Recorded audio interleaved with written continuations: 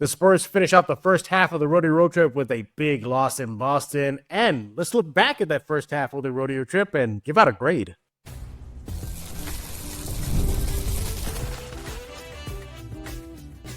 You are Locked On Spurs, your daily San Antonio Spurs podcast, part of the Locked On Podcast Network. Your team every day. Welcome back to Locked On Spurs and the Locked On NBA Network. I'm your host, Jeff Garcia, Spurs writer for Kansas City, San Antonio. Glad to have you all back. Hope you're having a great day. And thanks for making Locked On Spurs your first and only stop you want to go to for all things silver and black. Find us on the Kansas City Plus app, YouTube, iTunes, Spotify. You know where to go. Locked On Spurs newsletter. If you're on YouTube, it's in the description below. Click on that link. Completely free. Hits your email inbox every single day. Heads up, I'm under the weather. I was just freaking talking about it this past week. How I had been sick a few weeks ago. Got it again. So if I sound a little congested, excuse me, but this is like my Jordan flu game, right? This is like my Jordan flu recording of Locked On Spurs. So what are we talking about today? Hey, speaking of sick, yeah, the Spurs, they look sick in Boston, didn't they? Yeah, we're going to look back at that game in Boston.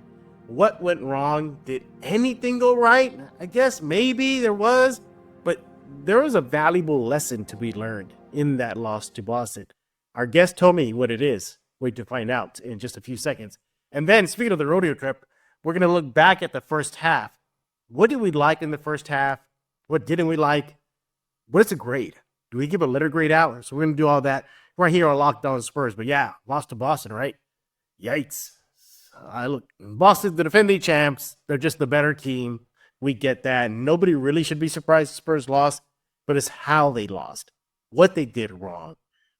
Guess what? The word physicality came up again. Yeah, we're going to play some thoughts from Mitch Johnson in just a few seconds. Going to bring in our guest. He is back, everybody. Raul Dominguez of the AP Sports. Welcome back, Raul. How you doing? Yeah, I'm doing good. Thankfully I haven't caught the bug that is going around that I think you have. So, yeah, there's a flu and cold right now, so everyone be careful. The irony was that I was at the clinic finishing out my checkup. And like the moment I walked out, like a few hours later, it just came and it was like with a storm. So I guess somebody was sick in that clinic and I got it. But hey, it's not as bad though as I thought it would be. I'm fighting through it. So, but I appreciate the well thoughts. And everybody, make sure to follow Raul on X at Dominguez Cinco. He is the AP sports writer based in San Antonio. And we're going to get his thoughts on Boston, the loss to Boston, and then looking back at that first half of the Rodeo Road Trip. Raul, before we dive into your thoughts on what happened versus Boston, let's hear from Mitch Johnson. Shocking, the word physicality came up again. So, yeah, common thread. So let's take a listen to what Mitch Johnson had to say. I think our physicality or lack thereof to start the game and resistance was apparent. And they make shots regardless. So when you don't have that resistance and physicality, you can have a quarter like that against them. And then on the other end, same thing. We just didn't get any pressure on the rim, no paint touches, didn't set good screen angles, didn't roll, didn't try to get to the paint for a teammate. A lot of things that we preached and a lot of things that when we've had rough patches, they've been a common theme. So we need to improve in some of those areas. So we try to mitigate some of that. I actually thought we missed some really good shots. I thought there was a stretch. We took some poor ones, but I think early on we missed some really good shots. I know Harrison had a couple good ones. I think Fox had a good one. And that happens. But again, when you don't get to the paint or put pressure on the rim consistently, now you're really, really almost in desperation mode to make those shots, where instead those shots should almost be the complementary that start your runs for you. You mentioned this. Yeah, and, I think tonight, it's sometimes counterintuitive against them. It's a lot of long shots, long rebounds. A lot of shots that were missed by us and went over our head. It wasn't the being bullied down low and a lack of physicality. I'm sure there was a couple, but I think some of that discipline of understanding, when they shoot threes, those misses aren't the same as misses at the rim. There you have it. Some thoughts from Mitch Johnson following the Spurs 116-103 loss to Boston. We'll get to this in a while, but that word came up again, physicality. And you look at, and he's referring to the first period role. Spurs got outscored 37-19. That set the tone for the game. It was pretty much all she wrote. Boston almost led wire to wire. It's just that physicality is what it comes down to. You look at the rebounding numbers. Shocking again, the Spurs got out rebounded, not by a little bit, Raul, by a lot. 56-38. What is up with physicality in the Spurs? Yeah, I mean the first game or two with De'Aaron, they're playing with a lot of energy. Yep. A lot of closing out on defense, and the last 2 or 3 games is like, I don't know, it's like they're back to where they were before, where they're struggling, where they are not they're not playing as aggressive defensively. They're taking a lot of doing a lot of isolation plays. They're not sharing the ball. But the bad start tonight, I was messing, with Porzingis. They did a nice job setting up Porzingis. I think early on they need to start setting up Wemby more. Maybe do inside out, get him some easy dunks, get him some easy layups, and have him move out to the 3-pointer. Because right now he's fighting for every single point that he gets, and as tall as he is, as much as, and then also as active as he is, because he's rolling to the basket a lot, but they're just not getting him the ball. Throw that thing up, no one's going to get it. But you throw it up high, and he's the only one that's going to be able to get it. And you look at the way Boston set up Porzingis early to get him that good start, to get not only him but also them that good start. I would love to see the Spurs do more of that, to where let's set up Wemby to get him rolling early, because once he gets rolling early, it opens up everything for everybody.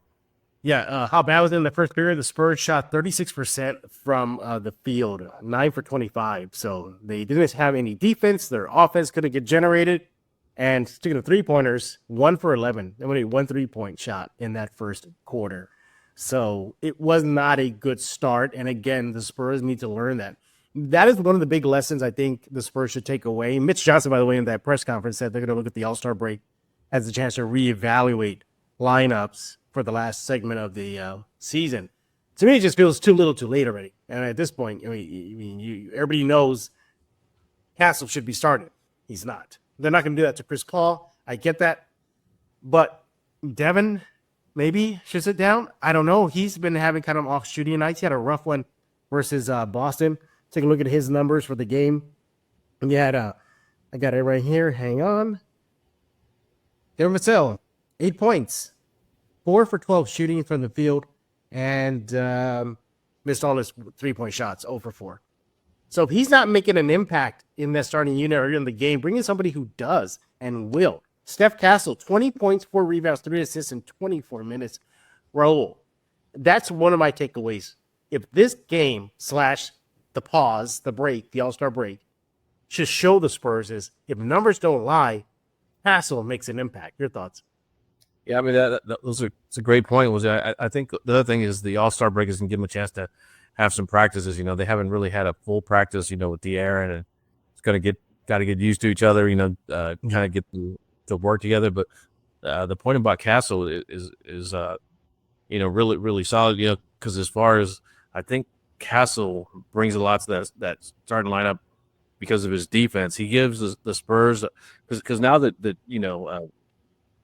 without Jeremy in that lineup, it's basically Wemby as a defensive stopper on the starting lineup, and I think that's impacting him.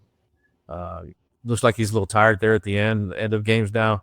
I think part of it maybe the allergies, part of him, allergies or sickness, whatever he has. But I also think that part of it is just him working so hard. I mean, I kept noticing, on defense, he'd run, he's covering his man.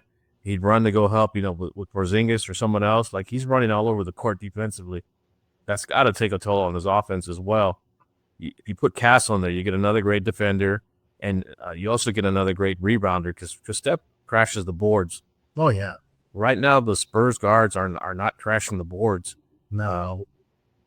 The fact that they only have Victor out there, they need the guards and the wings to crash the boards. Can't just be Victor getting the rebounds or trying to get the rebounds. And right now, that's not happening. Steph loves getting dirty. Yeah. So you put Steph in there, he's going to go for the rebounds, and he has enough size and physicality and hops to get those rebounds. So I think aside from his scoring, which is tremendous, especially for a rookie, you get his defense and you get his rebound, and that's what they're lacking in the starting lineup right now. And you get his hustle too. You heard it from Mitch Johnson a little while ago talking about hustle-like plays that was lacking versus Boston. Castle was bringing a lot of that. I mean, pickpocketing Derek White, being just a pest on the defensive end. You saw that. Why not bring that into that lineup in the last portion of the season? Mitch Johnson, again, he said that. He said they're going to rebound at the time. And I think that's one of the big lessons. Yeah. And I think the other big lesson that we're not hitting harder on is what you just said right now is the Boston puts their, I guess basically he was Wemby before Wemby, what could have been if he didn't get hit with injuries. But Porzingis in positions where he can just have those mismatches. You didn't really see Mitch Johnson of the Spurs do that. So that's a very excellent point. Hopefully the Spurs can learn from that in the game versus Boston. Also, too, look, was it completely doom and gloom for the Spurs? Okay, maybe it was. But, they showed a little bit of fight in that third quarter. It's not raining on the parade too much, Raul. They showed somewhat bite. But part of me thinks that was just Boston taking their foot off the gas pedal. Yeah, I mean, Spurs. I think the Spurs did a nice job fighting back, but I think Boston, I don't know if they so much took their foot off the gas or if, the Spurs were playing really hard defensively, but as soon as they got a little close, Boston just ramped it up and just, got it back to double-digit leads. Like they know how to play. And the other big thing is, like, you look at a team like Boston and then even Memphis, they have an identity. I don't think the Spurs have an identity right now. I think they're still trying to figure out what kind of team they're going to be. The old Spurs teams always had, identity of being a smart team, an unselfish team, one that played great defense. Boston, they have an identity. Like, no matter who's on that court, they're going to play a certain way. Right now, it seems like the Spurs are just, at times, just like 5 individuals on the court, and they're not a cohesive unit. Don't know how much of that is, the new personnel with, De'Aaron there, but it just seems like right now they're struggling to sort of mesh and to figure out what kind of team they're supposed to be. Yeah, maybe the break's coming at the perfect time right now so they can have at least a weekish to get things right for the last segment of the NBA season. He is Raul Dominguez of the AP Sports. Follow him on X at Dominguez5. When we get back, we're going to continue our chat about what went wrong in Boston and dive into the first half of the Rodeo Trip. What do we like? What didn't we like? What is our grade? We're going to talk about that in just a few minutes. But first, let's talk about Wayfair. After the holiday hustle, there's nothing like giving your home a little TLC. I always find that decluttering and refreshing my space helps me get back into a routine. Whether you're tidying up, clearing out, or just want to give your space a new look to start the new year, Wayfair has everything you need, all within your budget. I'm currently looking for furniture, and their huge selection makes it easy to find pieces that fit my style and budget. My favorite part? The free and hassle-free delivery. Even for the larger items, Wayfair site is so easy to navigate. You find everything you need in no time. There's always something for everyone. There's something for every style, every home, no matter your space budget. Wayfair makes it easy to tackle your New Year's home goals with endless inspiration for every space. And, for example, did Wayfair pretty much help you out? Yeah. So if you've used it before, go back and use it again. That delivery is fast, hassle-free, what more than you need. Give your home the refresh it needs with Wayfair. Head to wayfair.com right now. That's WAYFAIR.com. Wayfair, every style, every home. As the new leader of the Decepticons, I command you to subscribe to Locked On Spurs with Jeff Garcia. We're back right here on Locked On Spurs with Raul Dominguez of the AP Sports. Follow him on X at Dominguez5. Do that right now. By the way, did you see the preview to the Thunderbolts? I did. It looked nice. I wasn't sure if I was going to like it, but it looks like they did a nice job sort of realizing what kind of team it's going to be and are playing to the strengths of that group. It's basically Suicide Squad, right? That's basically what it is, right? Kind of. Yeah. I just think they're doing a better job with it. The first Suicide Squad, I wouldn't that fond of. The second one, was better. So, yeah, absolutely. All right, we're talking about what happened in Boston. The Spurs losing 116-103 was not a pretty night for the Spurs to wrap up the first half of the season. And speaking of the first half of the season, we're going to be looking at that in just a few seconds. Just going to put up our final thoughts on what happened in Boston. It's funny because you look at some of the stats and you're like, how did the Spurs lose? We know the rebounding edge was huge, swung towards Boston, right? But you look at, here we go. Steals. Spurs had 9 steals to Boston 3s. Turnovers. Spurs had 8. Boston had 17. Points off turnovers. Spurs had 22 to Boston 17. Fouls were about even. Bench points heavily favored to San Antonio, 36-18. Thanks, Steph Castle, basically. And you fast break points. There we go. Edge San Antonio 16-14. Yet they still lost. Raul, when you look at those kind of numbers and you say, like, yeah, like what happened? Is it really just those little things, the rebounding and the hustle? Yeah, that, and then just the way Boston was able to set up their shooters. I mean, they shared the ball a lot. They were getting moving the ball around, getting the ball to their shooters, and for open shots, or a defender was off them, and they're were closing rather than right on top of them. It seemed like a lot of the Spurs shots were just them, like I said, individual plays where they're sort of trying to force their way in and trying to put up shots over two defenders. And then, Boston, defends well and gets the rebound, goes the other end, and next they have an open three-pointer. Like, Spurs need to do a better job sharing the ball and getting their shooters better looks. It's tough to continually take shots with the defender in your face all the time. Yeah, at the half, Raul, the Boston Celtics connected on 13 three-pointers, the Spurs 3. Big edge there. All right, the second half, it was, again, just edge Boston in the three-point department. Spurs, overall for the game, I should say, it was heavily Boston. 32% shooting from the three line to San Antonio's 23. Spurs made 9 three-pointers for the game. Boston doubled them at 18. So, and that's what the league is today. It's just three-point shooting, and you make more, you're likely going to win, and that's exactly what happened. So you give up the rebounding, you give up the three-point line, you don't connect on the three-point shots, and you don't give Wemby right spots to go to work. It's a mixture for bad stuff, and that's what we saw a lot. We've been seeing a lot this season, haven't we? Yeah, it's like I said, with De'Aaron, I'd love to see De'Aaron take a little bit more charge of the offense. Right now it seems like he's still trying to figure out his place in that lineup, and it seems like he's kind of being a bit unselfish. And I'd love to see him just kind of take over, and because he does seem to have a good chemistry with Wemby so far.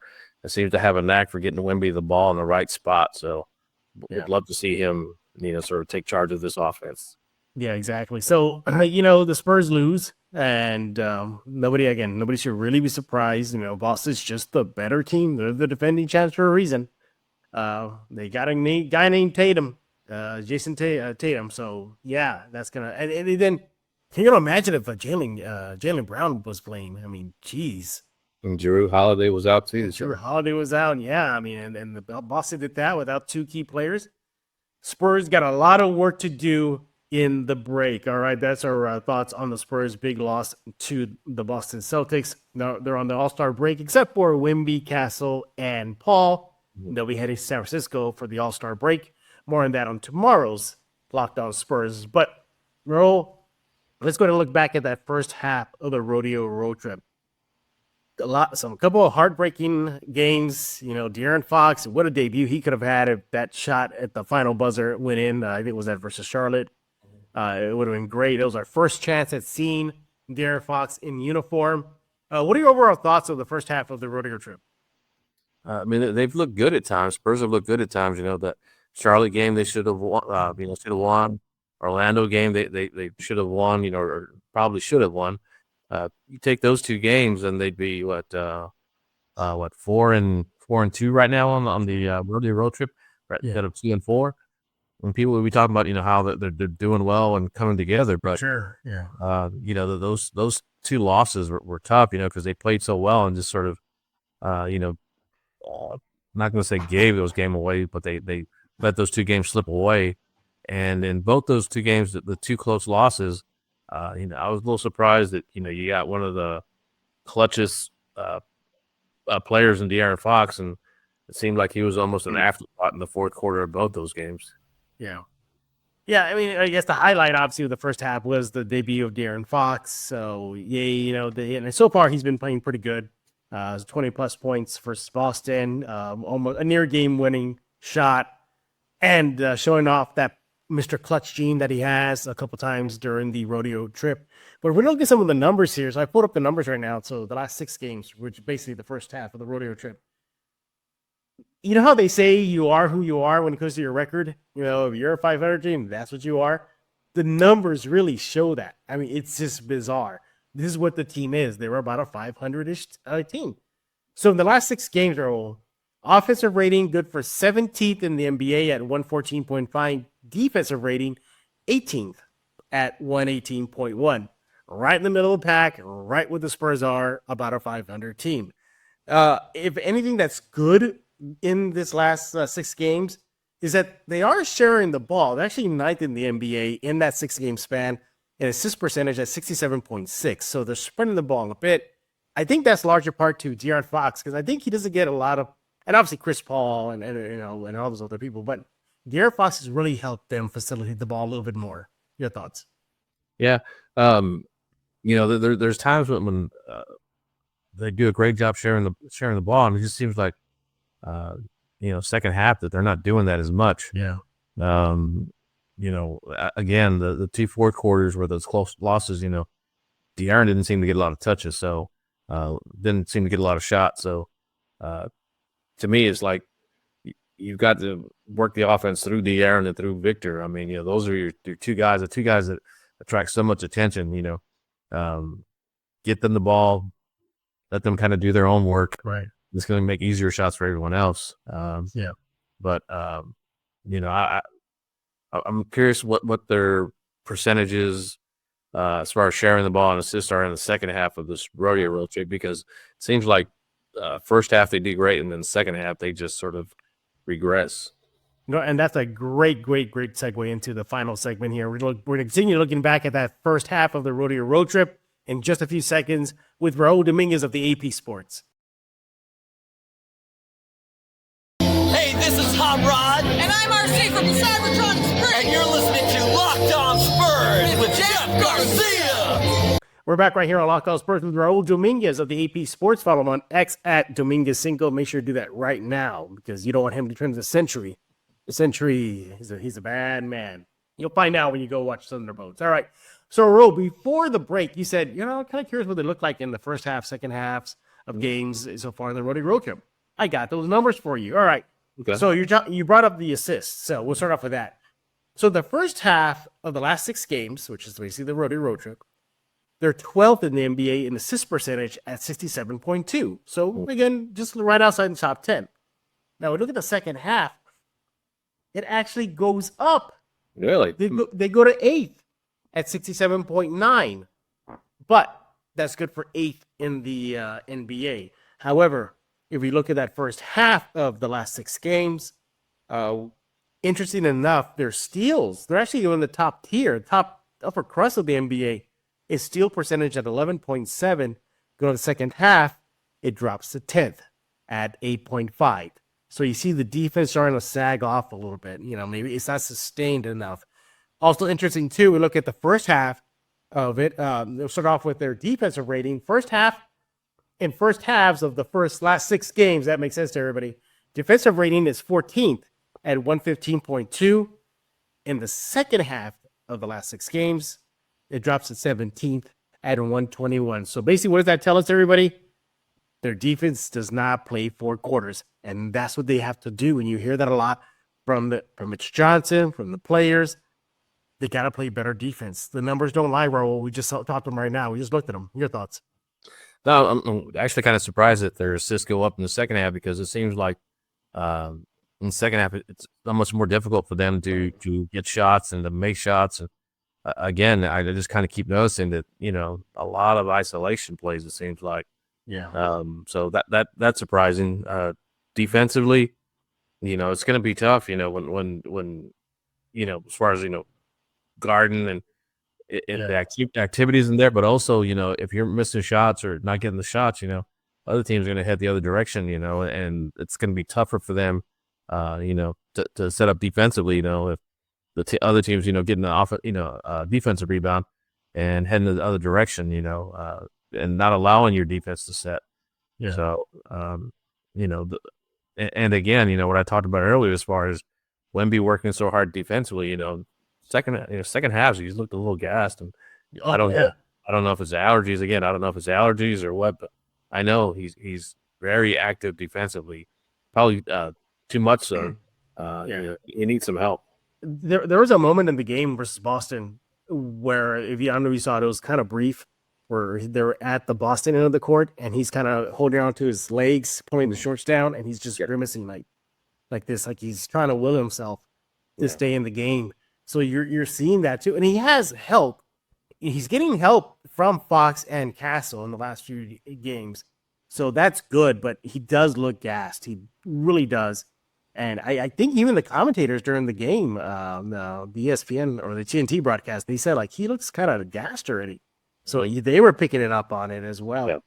I'm looking at some of the last 6 game stats here. We're looking back. And by the way, it's hard for me to, and look, a win's a win, right? I get that. But their big win was against Washington. How do you take that? I mean, part of me is like, okay, you did good, but it's Washington, who was out half their roster. Raul, your thoughts? Yeah, I mean, there were 2 wins or was it Washington and then Atlanta. Atlanta was a good game. They almost let that one slip away, but those are their 2 wins on the Rodeo Road Trip. So seemed like every game has been a struggle for them on this road trip. Even that win at Washington, was tough at times. Yeah. Washington came out strong. So I don't know. Like again, I don't know how much of it is, they're not used to playing with De'Aaron obviously yet, but I don't know how much of it is a lack of practice or what. But I can't. I think it was. I can't remember. Somebody mentioned on Twitter, All-Star break is coming at a good time for the Spurs, and it truly is because they need to regroup, reset, and have some practice, and we kind of get used to fully integrate De'Aaron into their lineup. Yeah. They'll get some home cooking ish with the Austin games to start the second half, well, the last third of the season, but still not the Frost Bank Center. So, but close enough. We're not talking about the elephant in the room, and that's Mitch Johnson. Rotations seem to be kind of interesting. He openly admitted too. He said sometimes he needs to learn how to ride the hot hand. We heard him talk about that in post game chats. What do you think about Mitch so far? Since he's taken the reins for Popovich. Yeah, I'm a big fan of Mitch Johnson. I still think he's still kind of learning. What to do. I think he's also coaching what would Pop do because obviously with Pop being out, this is still Pop's team. So I think he's not fully himself yet. As far as like maybe what he want to do, I think he's still kind of thinking. Will Pop do this or will Pop not do that? Or he's still trying to be true to Pop. So I don't think that you've seen Mitch kind of fully as his own coach yet. I think he's still kind of experimenting with the lineups, which he's trying to get Wemby in there more. You're seeing Wemby playing different lineups, playing with some of the bench guys. I would like to, me personally, like to see Wemby kind of just almost with one group, get him used to that, because sometimes he's in there with the starting lineup, sometimes he's in there with Julian and Keldon and stuff. Get him with the lineup that that works for him and makes him comfortable, and don't interchange so much. And would also like to see maybe Wemby and Fox sort of split their time. Have one of them on the court at least. At least one of them on the court at all times. But I think he's still kind of trying to figure his way out. Me too. I know I thought he started off great. I think here with the adjustments that the teams are making, he's having to battle that. I think he's still trying to let this team sort of develop organically, see what they can do. But like I said, the rest of the season is going to be interesting to see exactly what lineups he wants to use. And Spurs, and the other thing is Spurs need a second big man. Wemby's doing too much, and they don't have any rebound. You put Jeremy at center, and he's working hard. But Jeremy can guard 1 through 5. But if you're going to have Jeremy guard a big man the whole time he's out there, that's going to make it difficult. Yeah, and that's also going to limit him from being able to help defensively, which is a big strength of his. His help defense is tremendous, but you put him on a big man, he's going to have to spend a lot of time, guard on that defensive center. My thoughts on Mitch. He is a rookie head coach. By definition, he's a rookie head coach. So yeah, just as much as the players going to have their ups and downs, a rookie head coach is going to do the same thing. What I like about Mitch though is he's even keel. If they win big post game, he's the same. If they lose a close one post game, he's the same. If they get stopped, he's the same. So I like that calm demeanor that he has. But I think that's what you need to have with a young team that's going through it still. We see that, what happened in Boston. I think you're right. Popovich is still in his ear. His own admission, he has told us, at those post conferences that he does talk to Popovich regularly. So perhaps he feels, like the shadow of Pop behind him during games. Like, what would Pop do? But give it time. I think you got to give it time. I think the break is coming good for him as well because he's getting some gray hairs fast. I don't know if you noticed that. He's getting gray hairs pretty fast. So he feels the weight of everything coming on him right now. So then I think he'll be fine. Again, just, look, it doesn't happen overnight for players. It's not going to happen overnight for coaches. Just give it time. But I think he will grow into the role with more experience, just like NBA player would. And as far as rebounding concerned and big men, I thought they signed Bismack, didn't they? I mean, at this point, why not? Right, Raul? Just if you're gonna get smoked that we saw in Boston, or the edge completely Boston's favor, why not throw Biyombo out there? I mean, what do you got to lose? Yeah, or maybe even more time for Sandro. I know Sandro's not, typical big man. There's more of a more stretch five. Yeah, but maybe give him some more playing time, or maybe sign someone from the G League, some active young center. Yeah, just somebody just to let Wemby get some rest. Get Jeremy, back at kind of a more natural position. This, power forward. Just someone to sort of help them because right now they're, Wemby's off the court, they're undersized, and you saw what happened tonight with Porzingis. They had Wemby on Horford, so. I think Barnes was on Porzingis for a little bit. I think they saw Devin on them, Keldon, and they were able to exploit those mismatches. They didn't have anyone. If they had Horford and Porzingis on the court, Spurs are really undersized. So again, just like and the other thing is the rest of the season, it's going to be interesting to sort of see how they do because at this point. I don't know if they're going to make the play-in or the playoffs. Yeah. So I know some people are using the T word, the tank. If you're not going to make a serious run at a championship, improve as best you can and get a great lottery pick. Yeah, I'm with you right there. Yeah, I think we're getting close to that mark already where it behooves the Spurs to not play well to finish out the season because you're not only going to have your draft pick, you still got the Atlanta picks, and Atlanta just is, looking like they're going to have a bad record, and which means good for the Spurs because draft lottery odds for Atlanta, for the Spurs, you get where we're going here, right, everybody?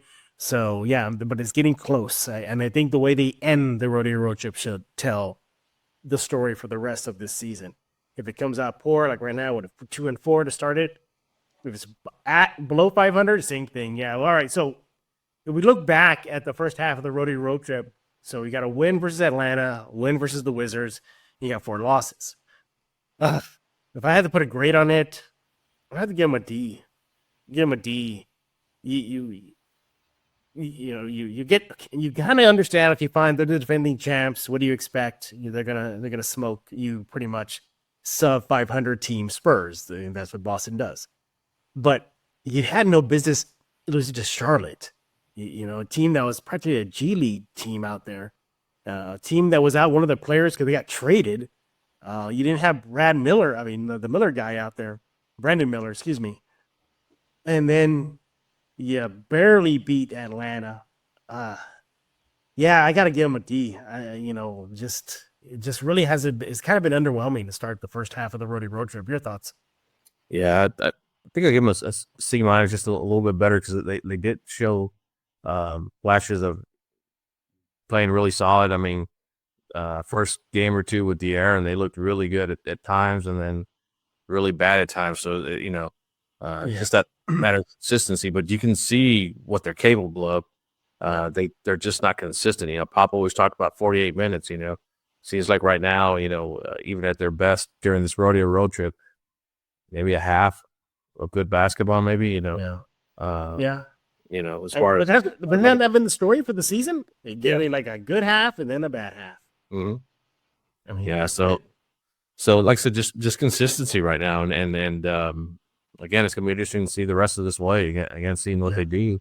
Because again, even if they somehow are able to kind of miraculously get into the play-in, I just at this point I just don't see them as a team that get past the first round. Yeah, they'll need to. I think to just get it into the mix of the play-in, they need to almost run the table. I think we're at that point, because they got to get to 40-ish, high 40s, and I don't think Scam. You look at the second half of the Rodeo Trip, you got Memphis again, who smoked them big time to start it off. Was at 128 to 109 to start the Rodeo Road Trip. You got Houston as well. You got Phoenix. The Pistons aren't last year's Pistons. They're an approved team. So they got some teams that could give them some L's. But yeah, I look back, you see, you lost to Memphis. They barely beat Atlanta. The Orlando game, too, barely lost by 1 point. Yeah, I would have probably bumped them up to a C minus if they showed some fight versus Boston. Just some sustained fight. And you didn't really see much of that, too. You heard from Mitch Johnson a little while ago, said lack of physicality. They weren't there. Lack of some hustle stuff. So they didn't really show too much effort. But those are our thoughts on the first half of the Rodeo Road Trip and recapping the last game versus Boston. We need to hear from you guys. What do you think? You can let Raul know on X at Dominguez 5. He's with the AP Sports. I know, Raul, you're waiting for the Spurs to come back home, but they're kind of coming home to Austin. So I guess that's what's coming out for you. Mm-hmm. Yeah.